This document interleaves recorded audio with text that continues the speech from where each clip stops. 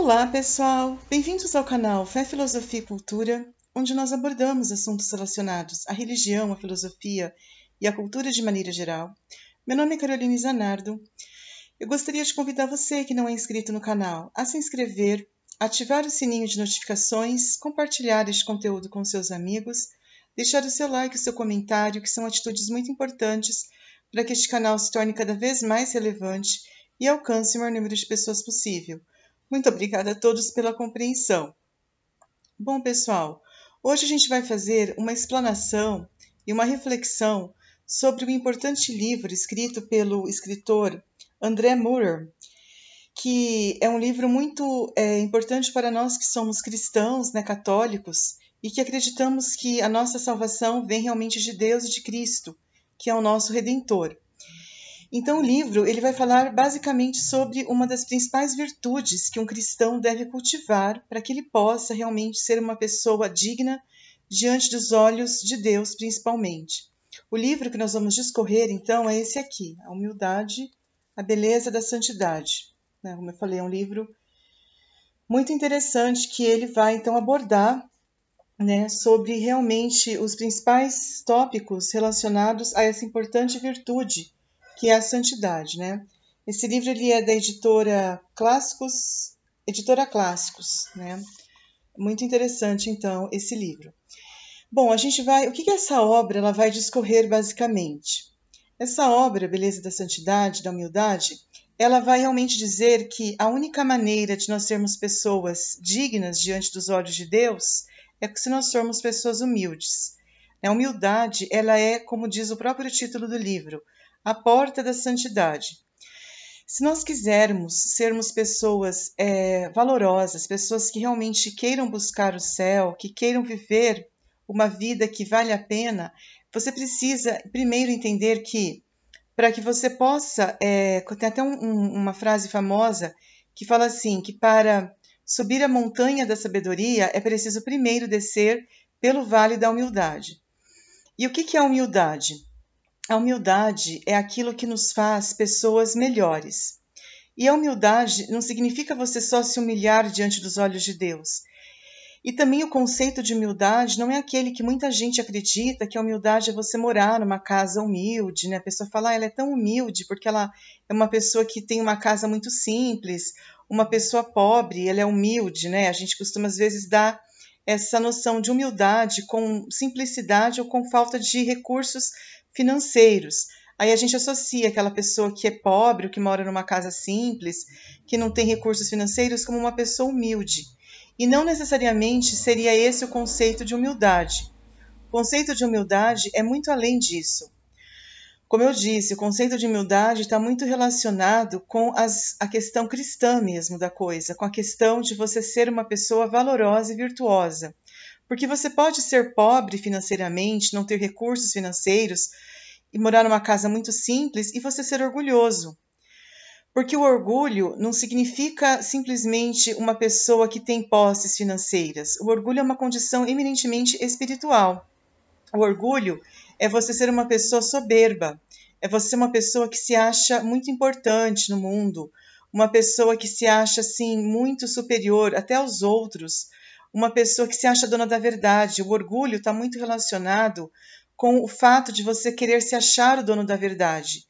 Vide, por exemplo, o exemplo do próprio diabo, Lúcifer, Ele se achou tão importante, tão assim especial, que ele disse que ele queria ser como Deus, ele queria ser adorado como Deus, ele queria ser uma pessoa muito importante, mais importante do que Deus. São Miguel bradou no céu, quem como Deus? E o diabo foi expulso do céu porque ele cometeu o pecado do orgulho, que é um pecado, como eu falei, muito complicado e que o orgulho precede a ruína. Tanto que o Lúcifer realmente ele foi expulso do céu por causa do seu orgulho. O orgulho o levou a ser expulso do céu, porque o orgulho lhe precede a ruína, enquanto que a humildade ela precede a glória.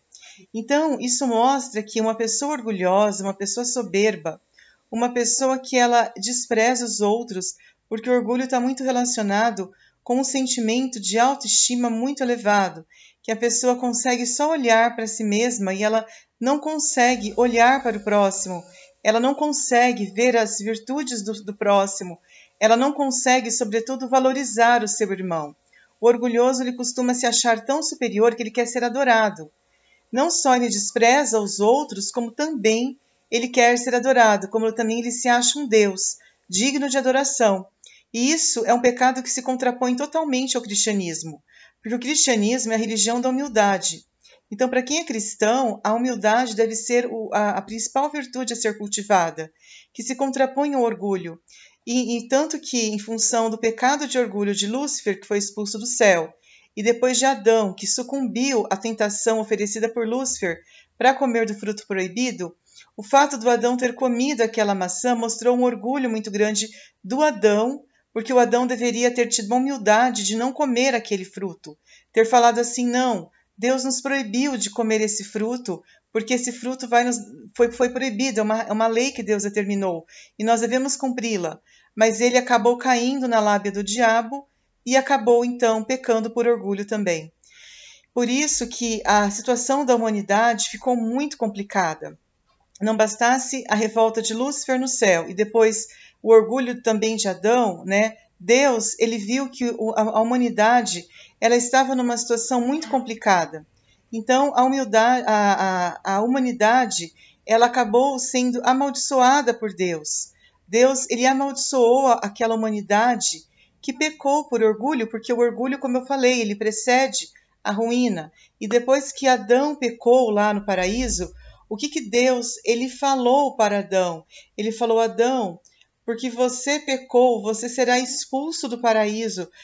O seu pecado chegou até mim e por isso você será expulso e você vai ser amaldiçoado. E toda a sua descendência, a sua mulher, né, no caso, porque o Adão ele pecou e Eva também, os dois pecaram, e você conceberá e dará luz em dores de parto. Ele não falou que a vida do homem na terra seria fácil. Ele falou muito pelo contrário, que a vida aqui na terra seria uma vida muito complicada. Por quê? Porque a Eva ela iria conceber e dar à luz em dores de parto. Olha que coisa, né? E o Adão, ele também, ou seja, eles foram amaldiçoados. E toda a humanidade foi amaldiçoada em função do pecado de Adão e Eva. E isso trouxe, como eu falei, uma maldição muito grande. Por quê? Porque isso realmente trouxe problemas de a humanidade não encontrar a felicidade, porque é como se ela tivesse... O que é uma maldição? Uma maldição é você ter uma vida totalmente travada. Você precisa ter muito suor e muito sacrifício para você conseguir algo na vida. A vida humana aqui na Terra é essa. Ela é feita de suor e sacrifício para você conseguir alguma coisa. E foi isso que Deus disse para Adão e Eva, que vocês iriam penar muito aqui na Terra, que a vida aqui na Terra seria uma vida muito complicada, e realmente é. Mas o que aconteceu? Deus, em sua infinita misericórdia, ele percebeu que teria que tirar a humanidade do domínio do mal, do domínio do pecado de Adão e do pecado de Lúcifer. Por isso que ele mandou Jesus, que é o novo Adão, e Maria, que é a nova Eva. Maria dizendo sim através da sua aceitação, ela disse sim, e com isso ela acabou concebendo Jesus, divinamente falando, pelo poder do Espírito Santo. Jesus, ele então nasceu através de Maria, que é então a nova Eva, e aí através dessa vinda de Cristo sobre a terra, ele é o novo Adão. É aquele que dá um novo significado, é aquele que traz a redenção. Enquanto antes nós tínhamos a acusação vinda do diabo e vinda também de Adão, por causa do pecado lá no paraíso, no Jardim do Éden, Jesus, através da sua vinda ao mundo, que é o Filho de Deus, feito homem, ele morre na cruz para nos redimir. E qual que é a principal virtude que Jesus demonstra? A humildade, a simplicidade, a pobreza. Porque ele mostra que nascendo numa manjedoura, que é um nascimento ali muito humilde, muito simples, ali no meio daquela situação ali muito precária. Ele já mostra uma humildade muito grande naquela situação ali. E depois, durante toda a sua vida, ele sempre foi muito humilde. Ele lavou os pés dos discípulos, ele curou inúmeros doentes, ele realmente fez maravilhas, fez milagres e prodígios naquela época que ele viveu, e depois ele realmente aceitou o sacrifício de ser crucificado, morrendo pelos pecadores numa cruz, porque até como se diz no popular, talvez por uma pessoa justa alguém se atreveria a morrer, mas por pessoas pecadoras, quem se atreve a morrer? E ele morre pelos pecadores numa cruz, e ele liberta então a nós da escravidão do pecado. Ele veio nos redimiu, nos libertou da escravidão do pecado, daquele jugo espiritual que Satanás e Adão haviam imposto sobre a humanidade. Com isso, ele conseguiu, então, fazer com que nós fôssemos redimidos e fôssemos pessoas dignas realmente diante dos olhos de Deus. E ele espera uma resposta através do seu sacrifício na cruz, porque ele veio então para nos redimir e para fazer com que nós tenhamos uma vida nova, uma vida liberta do pecado. Mas nós precisamos dar a nossa resposta. Não basta apenas nós acreditarmos em Deus, eu acredito em Deus, eu acredito em Cristo. Não, você precisa viver essa verdade. E o maior exemplo que você pode dar sobre isso é sendo humilde. E a humildade, como eu falei, é você ser uma pessoa que saiba se reconhecer pequeno. O segredo da humildade é você se reconhecer humilde, simples, uma pessoa pequena, que nem uma criança, né, que está ali dependendo da mãe. A criança precisa da mãe para tomar o seu leite, ela depende da mãe para tudo, ela é uma criança que tem uma dependência. As crianças são dependentes dos pais, são dependentes dos adultos, elas não conseguem se virar sozinhas. E isso é uma humildade por parte das crianças, mas inconscientemente elas acabam sendo humildes. E se elas crescerem com essa humildade, isso será maravilhoso. Então, as crianças são um exemplo de humildade que nós temos que seguir, de pessoas que dependem dos outros. Não significa que nós tenhamos que ser ingênuos, nós tenhamos que ser, assim, crianças na fé, vamos dizer assim, imaturos. Não é isso.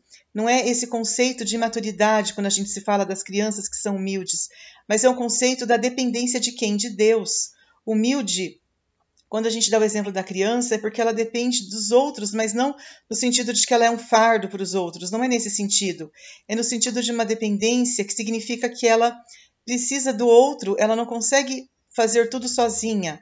Ela precisa do outro para ser alguém na sua vida, para ser uma pessoa que viva uma vida digna aqui na Terra, uma vida plena. E assim também nós precisamos de Deus para viver uma vida digna aqui na Terra. Nós não podemos viver uma vida por nós mesmos, uma vida baseada no nosso orgulho. Eu me basto a mim mesmo, eu não preciso de ninguém, eu sou autossuficiente, eu sou egoísta, eu não dependo de ninguém para ser feliz. Tem gente que alega até quando consegue comprar um carro, uma casa, fui eu que consegui pelo meu esforço. Olha que soberba, que arrogância. A pessoa não acredita que foi Deus que ajudou a conseguir comprar aquele carro, aquela casa, que tudo vem de Deus, nada é por ela mesma. Mas ela sempre, muitas vezes, se considera autossuficiente. E isso é um pecado muito sério. Quando você se considera autossuficiente, você se afasta de Deus e você acaba, muitas vezes, sendo uma pessoa orgulhosa, como eu falei. Você acaba desprezando, maltratando os outros. Você acaba sendo uma pessoa profana, porque o pecado é totalmente oposto ao sagrado. Você se torna uma pessoa do mal mesmo, filho do mal. E você acaba se opondo a Deus. Você acaba sendo o oposto daquilo que Deus quer que o ser humano seja. Porque Deus quer que o ser humano dependa dele, que o ser humano tenha uma relação de dependência, ao contrário de Lúcifer, que quis ser autossuficiente. Tipo, eu não preciso de você para ser feliz, Deus. Eu sou feliz por mim mesmo. É uma grande mentira, porque tudo vem de Deus. Deus criou o mundo, Deus criou o universo, tudo que nós temos veio de Deus. Tudo que existe na Terra veio de Deus, a natureza, os animais, os oceanos, tudo que existe veio de Deus, a criação do homem veio de Deus. Então não tem sentido você querer ser autossuficiente. E quando você é humilde, você aprende, como eu falei, a depender de Deus. E você aprende a se reconhecer pequeno. E você é capaz, então, de dar glória a Deus através da sua vida simples e humilde. E você não vai buscar a sua alegria nos bens materiais. Você vai aprender a respeitar o próximo. Você vai aprender a colocar, como diz a Bíblia, os outros acima de você mesmo. Que você considere os outros acima de você mesmo. Você não considera o outro como uma pessoa pior do que você, como muita gente vê o próximo como pior.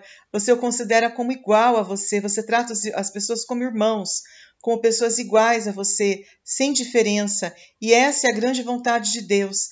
Deus veio para que nós possamos ser irmãos. Jesus, através do sacrifício da cruz, quer que os homens se amem. Ele até disse lá na instituição da Eucaristia: eis que eu vos dou um novo mandamento, amai-vos uns aos outros como eu vos tenho amado.